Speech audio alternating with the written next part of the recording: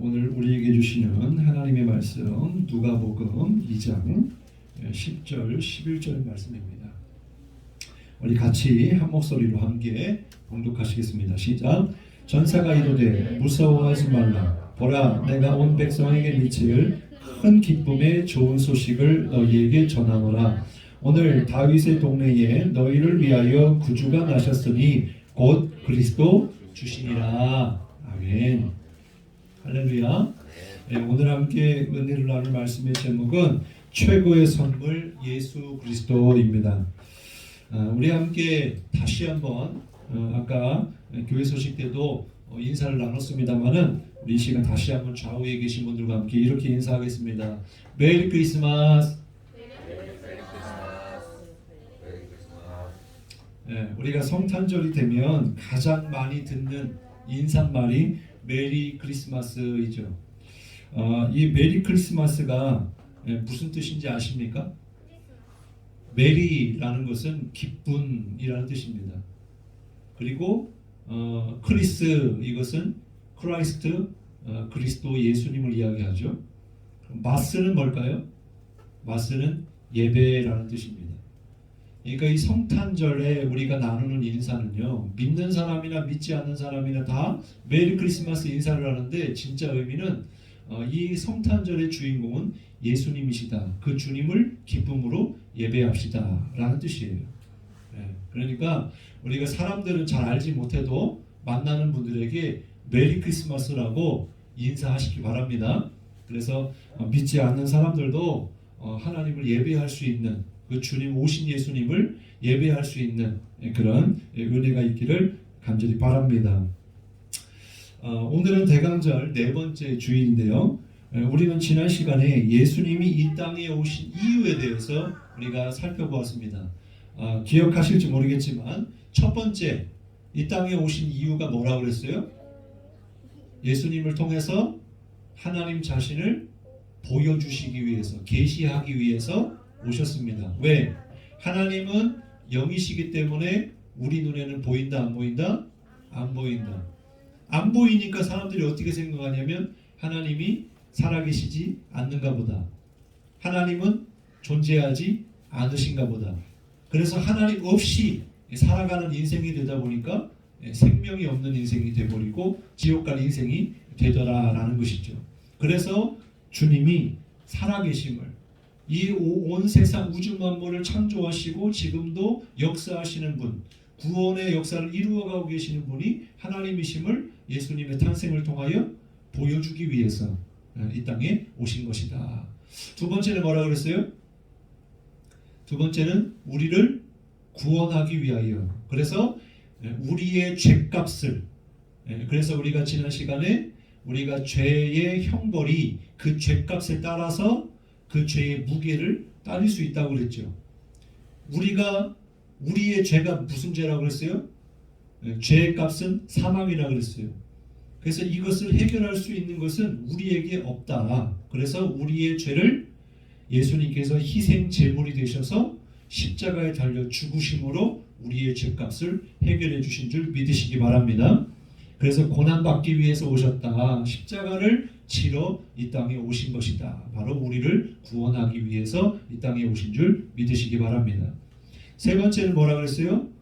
주님이 우리를 구원하셔서 부활의 소망을 주시기 위해서 이 땅에 오셨습니다. 그래서 십자가의 죽으심으로 끝나버렸다면 우리의 믿음은 헛것이 되겠지만은, 그러나 또한 십자가가 없이는 부활도 없기 때문에 십자가를 지셨고 그리고 사흘 만에 부활하셔서 잠자는 자들의 첫 열매가 되시고 우리 또한 영원한 하나님의 나라에서 다시 부활의 때가 있다라고 하는 것을 보여주시고 알려주시기 위해서 이 땅에 오신 것이다 라고 하는 것입니다. 이제 오늘 함께 나눌 말씀은 그 예수님이 우리가 누릴 수 있는 또 받은 것 중에 최고의 선물이 바로 예수 그리스도이시다 라고 하는 것을 함께 나누고자 합니다. 성탄절 하면 떠오르는 것이 뭐예요? 성탄 카드도 있고 또 선물이 있죠. 제가 중고등학교 때는 교회에서 매년 성탄절 2부가 되면 우리 중고등학생들이 모여가지고 뭘 했냐면 선물 나누기를 했어요. 그래서 누구에게 선물이 갈지 모르지만 그냥 얼마 정도 이렇게 선 안에서 선물을 준비해 와가지고 모아놓으면 이제 그것을 제비 뽑아서 이제 그 선물을 받아가는 거였어요. 기다려지는 시간이죠. 나도 선물을 준비하지만 또 내가 받을 선물이 있기 때문에 기대가 되었죠. 그런데 이 선물을 그냥 가지고 갈 수는 없었어요. 거기에 미션이 있었어요. 하여튼 뭐 힘들든 어려운 일이든 이 미션을 수행해야지만 이 선물을 가져갈 수 있었는데 그런 기억이 납니다. 어쨌든 선물을 받아가는 그 기쁨이 있었다라는 거죠. 그리고 또 하나 기억이 나는 것은 바로 새벽송입니다. 어제 잠깐 말씀을 나눴는데 성탄절이 되면 이 새벽송을 돌았어요. 이 새벽송을 도는 이유가 뭔지 아시나요? 예수님이 이 땅에 태어나실 때 동방 박사들이 별을 보고 따라왔다고 그랬어요. 자, 별은 지금도 떠 있지만 언제 보여요? 밤에 보인단 말이에요. 밤중에 천사가 나타나서 이렇게 아기 예수님이 오신다라고 하는 것을 알려주시기도 하고, 그래서 밤에 이렇게 목동 양을 치는 목자들에게도 오늘 본문에 보니까 나타나셔서 천사가 오늘 기쁜 소식을 너희에게 전하노라. 다윗의 동네에 예수님이 나신다. 이렇게 이야기를 해줬어요. 밤중에. 그래서 밤중에 빛으로 오신 예수님, 그 주님을 나타내기 위해서, 알려주기 위해서 새벽송을 돌았던 거예요. 그냥 단순히 검은 봉다리에 과자를 받기 위해서 다닌 게 아니고 성탄의 기쁨을 알리기 위해서, 예수님이 오신다라고 하는 것을 알리기 위해서 새벽송을 돌았다라는 거예요. 근데 그 새벽송을 돌 때는요, 굉장히 춥기도 하고 어둡기 때문에 힘들어요. 근데 그럼에도 불구하고 집집마다 다니면서 캐롤을 불렀습니다. 그래서 믿는 사람이나 믿지 않는 사람이나 캐롤을 부르며 함께 나와서 인사하고 그랬던 기억이 나요. 근데 지금은 시대가 많이 바뀌었고 또 그냥 이렇게 집집마다 문 두드리는 것도 문제가 될 뿐만 아니라 이 캐롤을 부르면 어떻게 해요? 이 고성방가한다고 소음 때문에 잠을 못 자겠다고 신고가 들어가요. 그래서 하지를 못해요.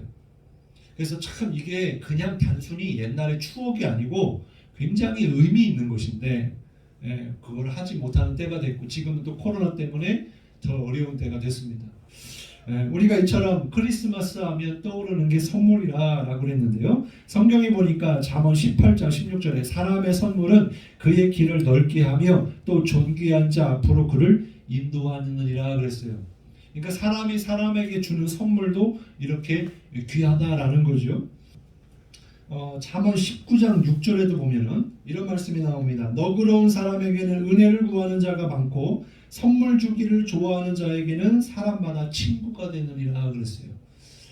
우리가 작은 것이든 큰 것이든 친구에게, 또 모르는 사람이라 할지라도 선물을 주면 그 사람이 나로 하여금 친구가 되어준다라는 말씀이에요. 그래서 우리가 서로 베풀며 나누며 산다는 것은 복이다라는 것입니다. 이처럼 참 선물은 좋은 것입니다. 그러면 우리에게 있어서 이 땅에서 우리가 생각하는 생애 최고의 선물은 무엇일까? 세상 사람들은요, 내 생애 최고의 선물을 돈이다라고 생각하는 시대입니다. 그래서 사실은 부모님 생신이나 또 친구들, 또 아는 지인들 이렇게 무슨 선물을 갖고 싶습니까? 그리고 뭐 설날이나 추석 때나 우리가 가장 기다려지는 것 바로 이 봉투 아니겠어요? 어쨌든 이 돈이라고 하는 것 너무나 우리 생활에 필요한 것이고 또 참 유익한 것은 분명합니다. 그런데 어쨌든 이 돈이 우리의 생애의 최고의 선물은 아니다라는 거죠. 이 사회가 경제적으로 무너지고 또 직장에서 퇴직을 당하고 하루아침에 노숙자가 된 그런 현실 가운데 있는 사람들에게는 누구보다 이 돈이 가장 필요할 거예요. 그리고 젊은이들 같은 경우에는 지금 이 취업난의 고통 속에 있는데 이 취업을 하려는 이유가 뭐겠어요? 어쨌든 생활도 해야 되겠고 미래도 이렇게 살아가야 될 목표와 비전이 있는데 돈이 없으면 할 수가 없지 않습니까? 그래서 또 취업을 한다는 거죠. 대학생들에게는 낭만이라는 단어가 사라진 지 오래고 또 대학교에서 어느 동아리는 부자가 되는 법을 함께 논의하는 그런 동아리도 생기고 또 이 서점에 가면 불티나게 팔리는 것 중에 하나가 이 돈 버는 방법, 뭐 10년 안에 1억 버는 방법, 뭐 부자 되는 방법, 뭐 투자하는 방법, 뭐 이런 책들이 많이 있음을 우리가 알 수가 있습니다. 그리고 서울대학의 이 전 총장이셨던 정운찬 총장님이 퇴임하시면서 이런 이야기를 했어요. 이 나라의 대학생들이 돈 버는 데에만 혈안이 되어 있다. 이렇게 이야기를 하면서 퇴임을 했다라고 그래요. 그 정도로 얼마나 많은 사람들, 어린아이부터 어른까지. 그래서 우리 주원이 예원이가 자꾸 물어보는 게 아빠 돈 있어? 아빠 돈 있어? 그래요. 그리고 마트에 가면 아빠 돈 가지고 왔어? 뭐 그래요. 아빠 돈 없어. 그럼 왜 돈이 없어? 돈이 있어야 나 사탕도 사주고 까까도 사주고 과자도 사주는데. 그래서 요즘에 이렇게 저금통을 하나씩 이렇게 사줬어요.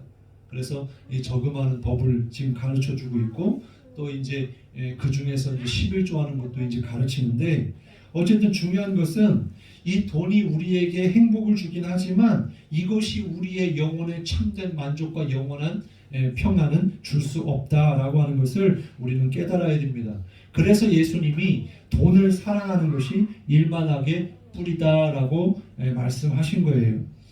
왜냐하면 우리의 영혼은 이 세상의 것으로 만족할 수 없기 때문입니다. 마태복음 19장 16절부터 22절에 보면 부자 청년이 나옵니다. 부자 청년은 뭐가 부족한 것이 있겠어요? 그런데 예수님을 찾아와서 어떻게 하면 영생을 얻을 수 있겠어요? 어떻게 하면 내가 주님을 따를 수 있겠어요? 이렇게 질문하러 온 것입니다. 왜 그래요? 지금까지 내가 누리며 살아왔지만 이것으로는 참된 만족이 되지 않는 거예요. 진짜 영생의 길을 찾고 싶은 거예요. 그러니까 이 부자 청년에 대해서 예수님이 먼저 이렇게 질문을 하시죠. 너는 지금까지 계명을 지켰느냐? 그러니까 이 부자 청년이 지금까지 어려서부터 주님의 계명을 잘 지켜왔습니다. 그랬어요. 자랑거리죠. 그 말이 진실이었습니다. 그러자 예수님이 그 부자 청년에게 한 가지 더 요구를 해요. 뭐라고 말하냐면 네가 가지고 있는 재물을 팔아서 가난한 자에게 주라. 그리고 나를 따르라. 그러면 너는 영생을 얻을 것이다. 그랬어요. 근데 이 부자 청년이 어떻게 했을까요? 이 부자 청년은요, 그 가지고 있는 것을 팔아서 가난한 사람에게 나눠준 게 아니라 예수님을 떠나게 됐습니다. 예수님을 잃어버렸어요. 뭐 때문에? 돈 때문에. 여러분, 우리가 이 돈 때문에 주님을 잃어버리는 일이 없도록 그런 일이 없기를 바랍니다. 왜냐하면 이 돈이라고 하는 건 이것 또한 하나님이 주시는 거예요. 이 돈의 주인은 내가 아닙니다. 왜? 내가 먹고 살 수 있는 힘이 있는 거, 건강 있는 거, 또 재능 있는 거, 그리고 뭐 그런 환경이 있는 거, 그 모든 것들이 하나님이 허락해 주시지 아니하면은 할 수가 없는 일이에요. 그렇기 때문에 우리가 돈 때문에 주님을 잃어버리는 일이 없기를 바랍니다. 두 번째는 세상 사람들이 생각하는 최고의 선물은 바로 성공이다라고 생각을 한다는 것입니다. 이 성공이라고 말하면 신약 성경에서 사도 바울을 빼놓지 않을 수가 없어요. 왜냐하면 이 사도 바울은 이 출신 성분이 남들과 달라요. 정통 유대인이긴 하지만 그는 로마의 시민권을 가지고 태어난 사람이에요. 그러니까 유대인은 바로 하나님으로부터 복을 받은 선민의 의식을 가지고 있는 구원받은 백성이라고 생각하고 또 다윗의 혈통으로 예수님이 나셔서 그가 오셨긴 했지만 중요한 것은 어쨌든 그 다윗 때와 같이 정치적으로 자유를 얻게 될 그런 메시아를 기다리고 있는 그 정통 유대인. 그래서 영적인 자부심도 있고, 두 번째는 로마의 시민권을 가지고 있었다는 건 당대의 최고의 이 권력, 이 권세가 바로 로마에 있었기 때문에 그 로마의 힘을 등에 업고 있었으니 무엇이 무서울 게 있었겠어요? 또한 지식 또한 남들에게 뒤처지지 않을 만큼 당시의 최고의 교사였던 이 가말리엘이라고 하는 사람으로부터 교육을 받은 사람이니까 얼마나 지식 또한 박식했었겠냐라는 거죠. 전혀 남부러울 것이 없었어요. 그리고 요즘 세상 사람들처럼 점점 이제 결혼을 포기하고 안 하는 사람들이 많아지잖아요. 그 이유가 뭐예요? 그냥 이렇게 같이 더불어서 책임을 나눠 갖는 것보다 그냥 나 혼자 즐기며 살겠다라고 하는 그런 젊은이들의 생각 때문이겠죠. 어쨌든 이 사도 바울은요, 그렇게 모든 것을 가지고 있었는데 자료에 보면은 결혼을 하지 않았다라고 이야기하고 있어요. 누가 그 사람하고 결혼할 만한 그런 사람이 과연 있을까 싶기도 합니다. 그랬던 이 사도 바울이 정말 종교적인 열정 또한 가득했던, 정말 성공이라고 말하는 그 성공의 인생을 살아왔던 이 사도 바울인데, 그가 어떻게 했었냐면 이 예수님을 전파하는 그 사람들을 잡아다가 죽이는 일에 앞장섰던 그런 일을 했습니다. 우리 잘 아는 것처럼 스데반 집사님이 복음을 전하면서 회개하라고 외치니까 사람들이 돌을 던지며 그를 죽일 때 앞장섰던 사람이에요. 근데 그 사울이 예수님이 그를 찾아가시어서 만나고 나니까 뭐가 깨달아졌냐면 내가 가진 모든 것이 다 아무것도 아니었구나. 내가 가진 지식이 나로 하여금 영생을 얻게 하는 게 아니었구나. 내가 가진 능력이 천국에 가는 열쇠가 아니었구나. 주님의 보혈의 피, 그 주님의 은혜만이 내가 구원을 받을 수 있는 거구나. 그래서 주님의 그 십자가의 은혜를 제외하고 내가 가진 모든 것을 뭘로 여기겠다? 배설물로 여기겠다. 그래서 이 사도 바울이 깨달은 것은 뭐냐면 주님이 이 땅의 최고의 선물이다 라고 하는 것을 이 사도 바울이 깨달았다라는 것입니다. 그런 것처럼 정말 우리에게 있어서 최고의 선물이 무엇이냐라고 할 때에 돈도 중요하고 성공도 중요할지 모르지만 예수님이 우리의 최고의 선물이신 줄 깨달으시기를 바랍니다. 그렇습니다. 예수님이 우리의 최고의 선물이신데요.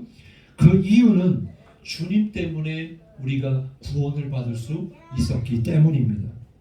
그리고 이 예수님이 우리를 구원하기 위해서 이 땅에 오실 때 어떻게 태어나셨어요? 동정녀 마리아를 통해서 이 땅에 태어나셨습니다. 그러면 왜 예수님이 이 동정녀, 말 그대로 처녀죠.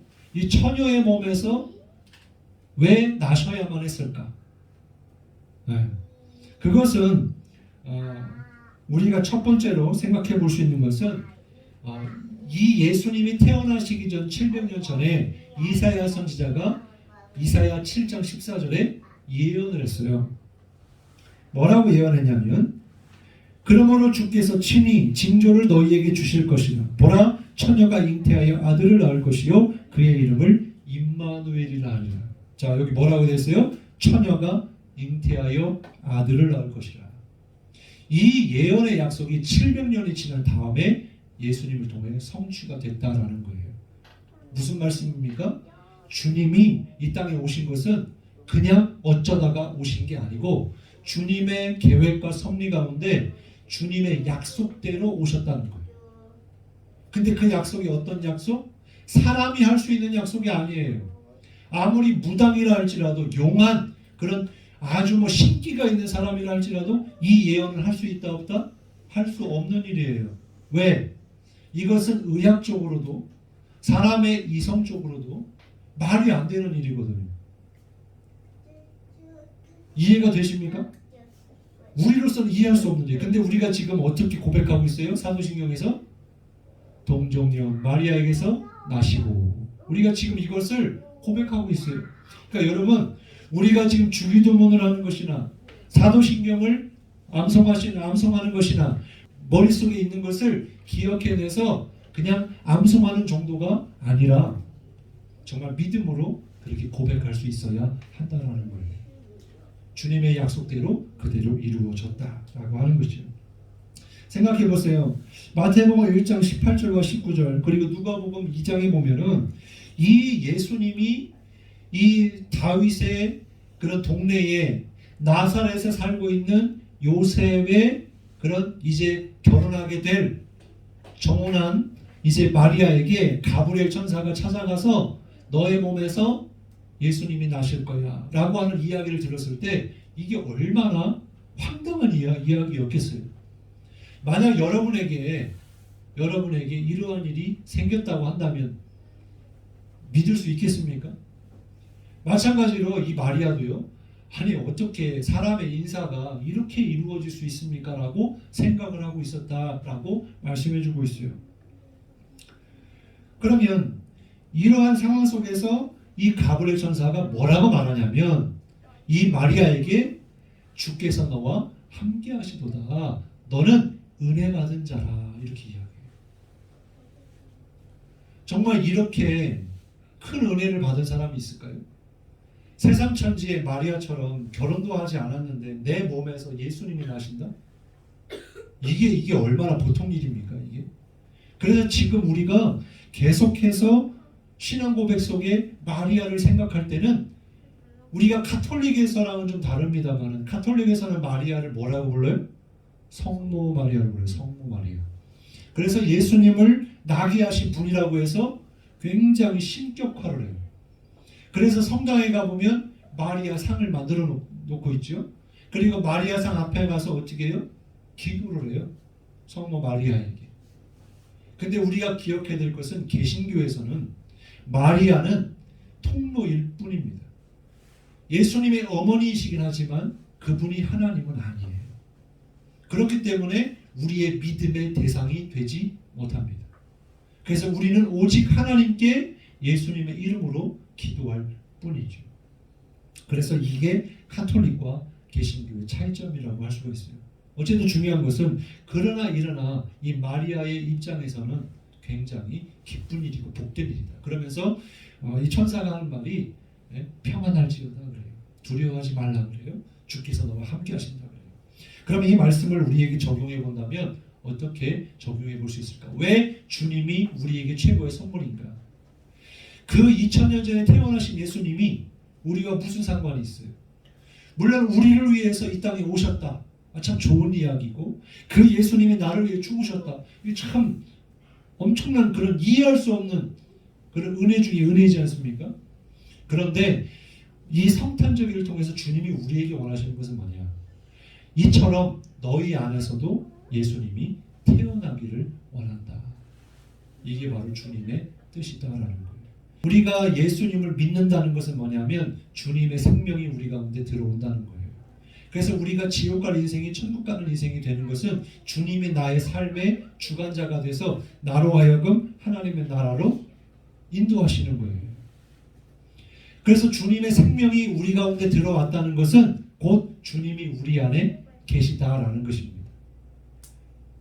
우리의 마음의 왕좌에 내가 앉아있는 게 아니고 돈이 있는 게 아니고 그리고 성공이 있는 게 아니고 주님이 내 안에 나의 삶의 주인 되심을 우리가 고백하는 것, 주님을 나의 구세주로 영접하는 것, 그게 바로 예수님이 우리 가운데 태어나신 것이다.